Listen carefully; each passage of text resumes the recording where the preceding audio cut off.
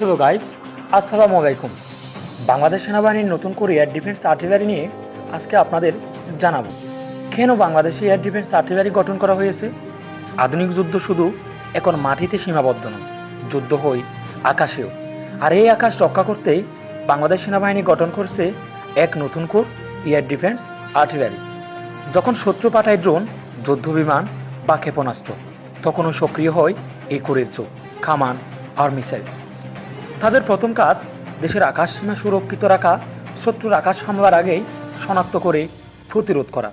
Air defence core ব্যবহার করে অত্যাধুনিক রাডার, যা শত্রুর বিমান বা ড্রোন 100 কিলোমিটার দূর থেকেই চিহ্নিত করতে পারে।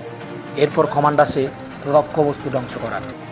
তাদের কাছে রয়েছে আধুনিক ম্যানফেড মিসাইল, এন্টি এয়ারক্রাফট কামান এবং র্যাপিড ফায়ার গান সিস্টেম, যা এক মুহূর্তেই আকাশ থেকে শত্রু নামিয়ে আনে।